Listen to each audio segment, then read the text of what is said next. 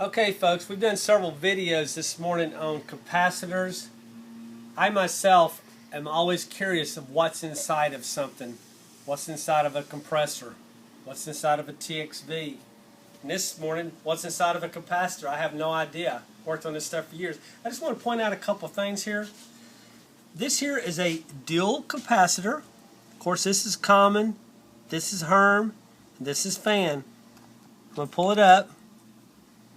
Okay, I want you to see how the two capacitors are inside this capacitor here.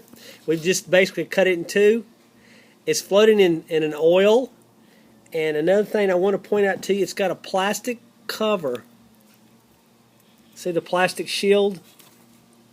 Okay, because the can is metal, it has to be insulated between the metal and the capacitor and the oil. This is a conductive, non-conductive oil, I'm sorry. Alright, now let's talk about another capacitor here. Let's just talk about a single capacitor. Okay? Once again, it's got the plastic shield around it. There's your wire that's going to feed to the bottom. And this here will be your capacitor. It's inside of this right here, the thing that holds this charge. Let's talk about a plastic one. The plastic one doesn't have the plastic metal shield between the casing and the capacitor itself like this one here does. Once again, I'm just going to pull this out for you. See the metal goop?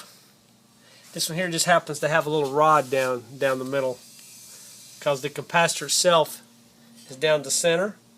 So you have your single capacitor in the middle and you have your large capacitor in the outside part of it.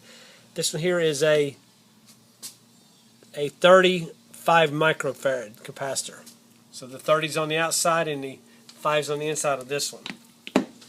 Okay, here is another. I just want to show you. Here's the plastic that is around the metal housing. Here's the non-conductive oil. This here's another dual capacitor. Here's what it looks like. Okay, the smaller capacitor's in the center.